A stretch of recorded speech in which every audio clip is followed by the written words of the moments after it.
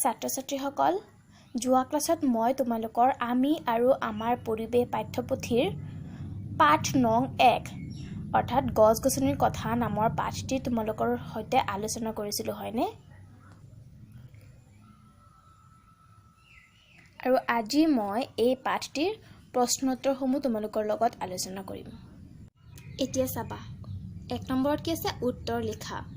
4বিধ বৃক্ষৰ নাম লিখা।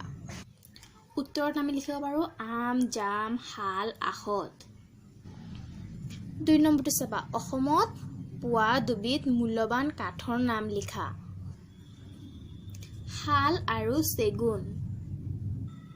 তাৰপিছত গ নম্বৰ প্ৰশ্নটো চাবা, 2বিধ লতাজাতীয় উদ্ভিদৰ নাম লিখা। 2বিধ লতাজাতীয় উদ্ভিদৰ নাম লাও আৰু পাণ। ইয়াৰ লগতে লতাজাতীয় উদ্ভিদ বুলি ক'লে আমি লাও, কোমোৰা এইবিলাক ধৰিব পাৰোঁ, হয়নে? তাৰপিছত চাবা ঘ নম্বৰটো, ঔষধ হিচাপে ব্যৱহাৰ কৰা 2বিধ পাতৰ নাম লিখা। তুলসী আৰু নিমপাত। তাৰপিছত ঙ নম্বৰটো চাবা, গছৰ শিপাৰ 2টা কাম। গছৰ শিপাৰ 2টা কাম হ'ল গছৰ শিপাই মাটিৰ পৰা পানী শুহি লোৱাত সহায় কৰে আৰু 2 নম্বৰটো লিখিব পাৰোঁ গছজোপাক থিয় কৰি ৰখাত সহায় কৰে। তাৰপিছতো চাবা, লাও, জিকা আদি গছৰ বাবে চাং সাজি দিয়াৰ কাৰণ কি? লাও, জিকা আদি গছৰ বাবে চাং সাজি দিয়াৰ কাৰণ হ'ল এই গছবোৰ কোমল আৰু লেহুকা। এতিয়া চাওচোন 2 নম্বৰত কি দি আছে? ক অংশৰ লগত খ অংশ মিলাই লিখা, অৰ্থাৎ ক অংশ এইটো আৰু এইটো হ'ল খ অংশ। ক অংশৰ লগত খ অংশ মিলাই লিখিব লাগে। চিত্ৰনলা গছৰ পৰা আমি কি কৰিব পাৰোঁ? তেল উলিয়াব পাৰোঁ। তেজপাত ৰন্ধা বঢ়া কামত ব্যৱহাৰ কৰা হয়। চাহ গছৰ পাতৰ পৰা চাহপাত প্ৰস্তুত কৰা হয়। নিম গছৰ পাত কীটনাশক হিচাপে ব্যৱহাৰ কৰা হয়। এতিয়া তোমালোকে ধুনীয়াকৈ ক অংশৰ লগত খ অংশ মিলাই তোমালোকৰ বহীত ধুনীয়াকৈ লিখিবা। চাও 3 নম্বৰত কি দি আছে? খালী ঠাই পূৰ কৰা। মানে খালী ঠাইখিনি আমাক কি কৰিব দিছে? পূৰ কৰিব দিছে। গছে কি শিপাৰ দ্বাৰা পানী শুহি লয়, হয়নে? মই বুজাইছিলোঁ ন তোমালোকক? চাহ গছবোৰ চাপৰ আৰু কি? চাপৰ আৰু জোপোহা।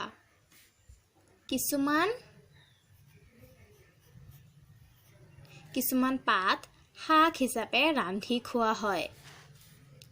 টকৌ পাতেৰে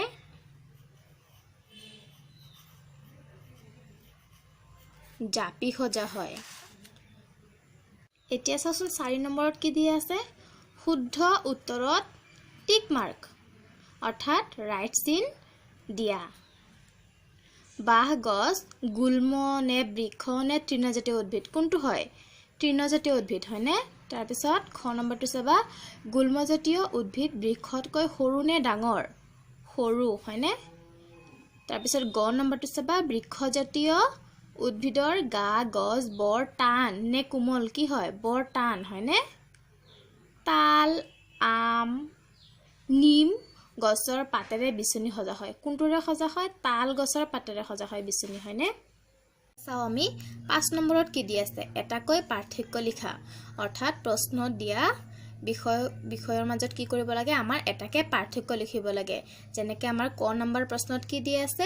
বৃক্ষ আৰু গুল্ম, অৰ্থাৎ এই বৃক্ষ আৰু গুল্মজাতীয় উদ্ভিদৰ মাজত কি কৰিব লাগে? আমাৰ এটা পাৰ্থক্য লিখিব লাগে। এতিয়া পাৰ্থক্যটো চাবা, বৃক্ষজাতীয় উদ্ভিদৰ গা গছ টান আৰু শকত, লগতে ইখত ওখ হয়। আনহাতে গুল্মজাতীয় উদ্ভিদবোৰ চাপৰ আৰু জোপোহা হয়। হয়নে?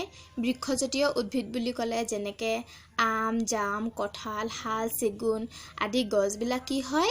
ডাঙৰ হয় আৰু কি হয়? ওখ হয়, হয়নে? আৰু গুল্মজাতীয় উদ্ভিদ বুলি ক'লে যেনে তগৰ, জবা, জেতুকা, চাহ গছ আদি এইবিলাক কি? গছবিলাক কি হয়? চাপৰ আৰু জোপোহা হয়, হয়নে? আৰু এইবিলাক কি জাতীয় উদ্ভিদ? গুল্মজাতীয় উদ্ভিদ। তাৰ পিছত চাবা খ নম্বৰটো কি দি আছে বাঁহ গছ আৰু আম গছৰ মাজত কি কৰিব লাগে এটা পাৰ্থক্য লিখিব লাগে এতিয়া চাবা বাঁহ গছ হ'ল তৃণজাতীয় উদ্ভিদ আনহাতে আম গছ হ'ল বৃক্ষজাতীয় উদ্ভিদ হয়নে চাবা 5ৰ গ নম্বৰটো কি দি আছে লতা আৰু তৃণ অৰ্থাৎ লতা আৰু তৃণজাতীয় উদ্ভিদৰ মাজত আমাৰ এটা পাৰ্থক্য লিখিব লাগে এতিয়া চাবা লতাবোৰ বগাই যায় আনহাতে তৃণজাতীয় উদ্ভিদবোৰ বগাই নাযায় লতাজাতীয় উদ্ভিদ যেনেকৈ লাও কোমোৰা জিকা পান গছ এইবিলাক কি বগাই যায় হয়নে আৰু তৃণজাতীয় উদ্ভিদ বুলি ক'লে আমি যেনে ঘাঁহ দুবুৰি বন এইবিলাকক বুজো হয়নে আৰু এই উদ্ভিদবিলাক কি বগাই নাযায় হয়নে আমি পাঠটোৰ প্ৰশ্নোত্তৰখিনি আলোচনা কৰিলোঁ হয়নে এতিয়া তোমালোকে মই যিমানখিনি শিকালোঁ গোটেইখিনি তোমালোকে নিজৰ বহীত লিখিবা আৰু মোলে ফটো মাৰি পঠাই দিবা